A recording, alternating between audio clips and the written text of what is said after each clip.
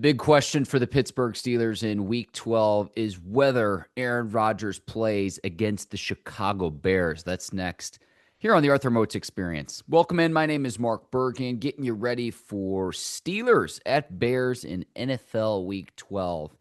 Mike Tomlin met with media members on Tuesday, and he discussed how Aaron Rodgers has a fracture in his left wrist, non-throwing wrist. It will not require surgery, but it's unclear, recording as of Tuesday, whether Rodgers will play. Now, I think pain tolerance is one thing, functionality, whether they can stabilize the wrist and make sure that Rodgers can protect himself against opposing defenders. I'm not sure what type of cast he could wear.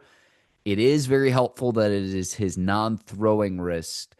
But here's the thing, like Aaron Rodgers has had tremendous success in his playing career against the Chicago Bears. He has a 24-5 record against the Bears because remember, he played all those years for the Green Bay Packers. So we will see if Rodgers is unable to go. Mason Rudolph is due to get the start. Rudolph played really well in the second half of the Week 11 game for the Pittsburgh Steelers against the Cincinnati Bengals. So he has plenty of playing experience. It would be the first time he gets a start in Arthur Smith's system because remember, he had different offensive coordinators when he rescued the Steelers at the end of the 2023 season, filling in before he went to Tennessee for a year. Now he's back in a Pittsburgh uniform. And so if Rudolph goes, then Will Howard, the rookie, would be the backup quarterback.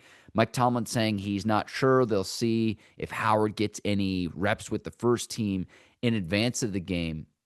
But I think we'll know more later this week of whether Rodgers can go or not. It is telling to me that Rodgers wanted to go back into the game against the Cincinnati Bengals, but maybe they rest Rodgers a week just to make sure he's ready to roll for the back half of the season. So keep an eye on that. I do want to see Rodgers play one more time against the Bears, given his success against that organization, because the Steelers have struggled against the Bears in Chicago. The Bears are 12-1 against the Steelers at home, dating back to 1936. The lone win for the Steelers in Chicago came in 1995 in overtime. So the Bears have had the Steelers' number when this game has been played in Chicago. So I want to see if Rodgers can go one more time because remember, he has history and beef with this franchise. This is the same player in Aaron Rodgers who once told a Chicago Bears crowd in a Bears franchise saying, "I own you," doing the discount double check celebration en route to a score when he was a member of the Green Bay Packers. There's bad blood between the two, even if really none of the current players competed against Rodgers when he was still in Green Bay. So huge rivalry in terms of Rodgers having tremendous success against Chicago. We'll see if he can go, though. I do think it puts the Steelers at a little bit more of an advantage if you've got Rodgers versus Rudolph, but Rudolph certainly capable as a backup quarterback. And as my co-host Arthur Moats says, Mason Rudolph can get you out of a stadium. So there's that. I did think it's telling the Steelers are going to get a lot of players back due from injury. Mike Tomlin was very optimistic about the return of Darius Slay coming back from a concussion. Also, Jaylen Warren expected to be okay, had an ankle injury and missed a little bit of time against the Bengals. Kenneth Gainwell filled in. And then edge rusher Alex Highsmith, who missed the last game with a pec injury. He'll be limited in practice. He should be okay to go. Cole Holcomb working his way back from injury. Keep an eye on this week, though, for Pittsburgh, though. Would they consider elevating Asante Samuel Jr. or Marquez Valdez-Scantling from the practice squad this week? Could this be the week where we see those players suit up on the 53-man roster? It's something to keep an eye on in advance of this game. But something that Tomlin talked about, saying that if Darius Slay is healthy and ready to go, that he would get the start and be back in action over James Pierre. Now, the reason for that, Darius Slay is making $10 million in the 2025 season compared to Pierre's salary, which is $1.17 million. But you look at targets and receptions, 319 covered snaps for Darius Slay, 28 receptions, 40 targets, 396 yards allowed. Okay. 3 pass breakups. Ugh. To compare, 21 targets for Pierre, only 5 receptions allowed, 70 yards allowed, 2 pass breakups. And so statistically, he's much better, has a much higher PFF grade as well. There's a lot of Steelers fans wondering, even if Slay is able to go, Pierre's played at a higher level this season. I don't think there's any debate about that because you're talking about sample sizes of more than 100 coverage snaps for both defensive backs. But I go back to the salary for likely why Mike Tomlin is making this decision, and that Darius Slay makes substantially more than James Pierre.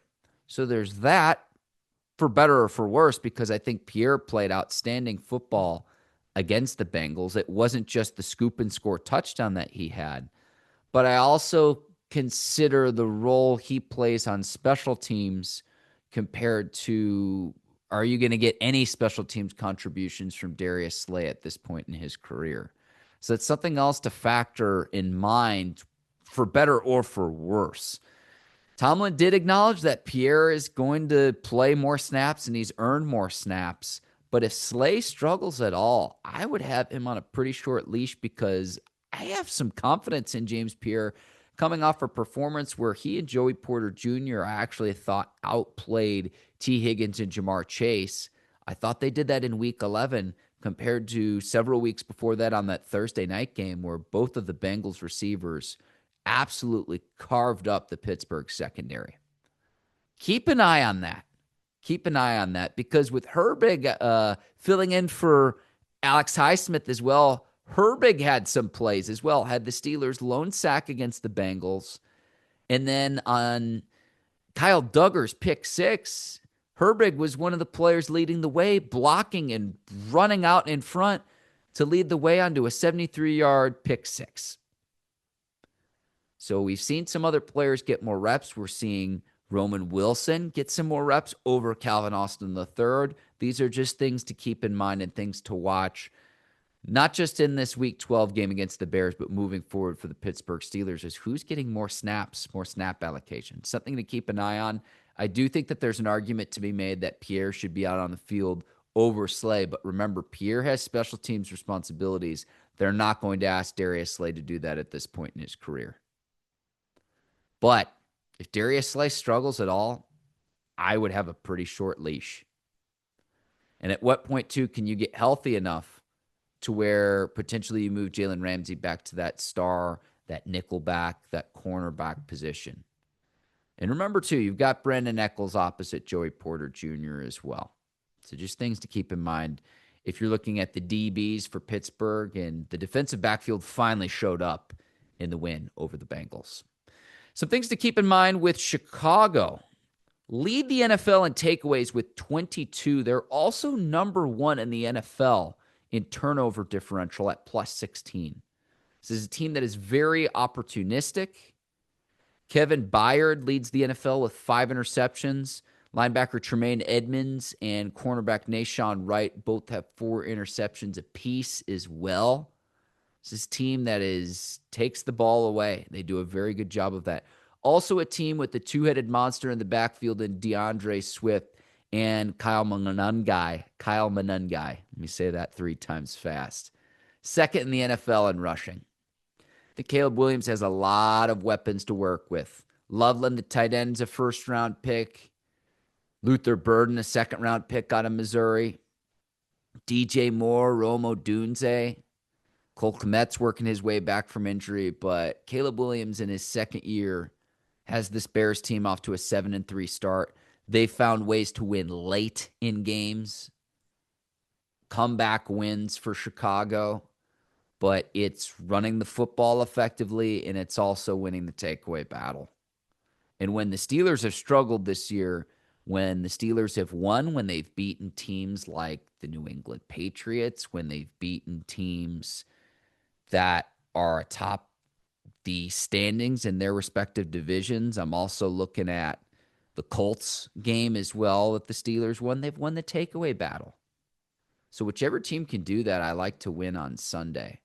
I just think the Bears have a few too many weapons.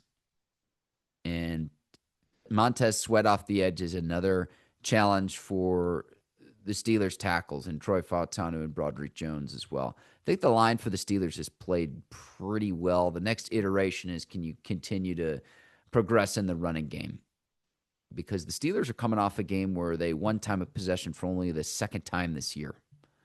Ben Johnson in his first year, he's a prolific play caller coming over from the Detroit Lions in his first year in Chicago, first year as a head coach. I just think that the Bears are going to have a little bit too much, and they've got history of playing pretty well against Pittsburgh at home. And I know these two teams don't see each other all that often. I think it's going to be a little bit too much for Pittsburgh in NFL Week 12. I've got the Bears winning at home in Chicago at Soldier Field. I'm going to go Bears 27, Steelers 23. That is my prediction for the game, and we'll see. I'm very curious to see whether Rodgers can play and if he can suit up one more time, because throughout the course of his career in Green Bay, he really stuck it to the Chicago Bears for years. And if you're a Bears fan, you know about that sustained quarterback dominance for like 3 decades between Brett Favre, Aaron Rodgers, and now Jordan Love. Something the Bears have been looking for in a quarterback, and they think that they might have it with Caleb Williams.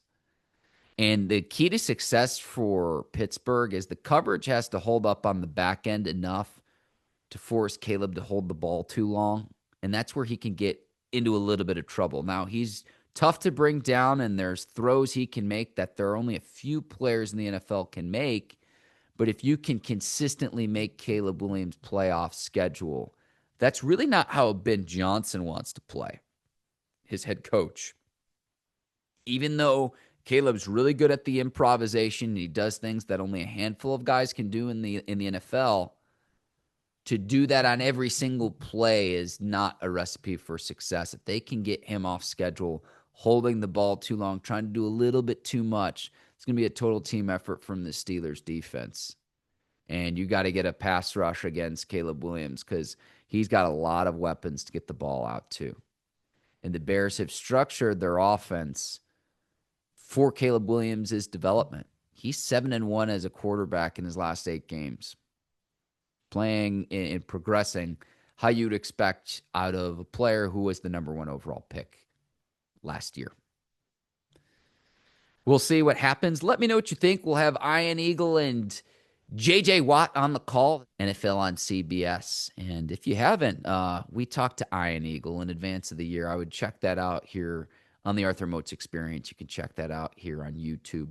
If you haven't already, hit that like and subscribe button. And as Arthur says, one time for the culture. Let me know what you think about my prediction. And I'll be back with Arthur next week, providing our reactions to this game. Really excited for this one between Pittsburgh and Chicago.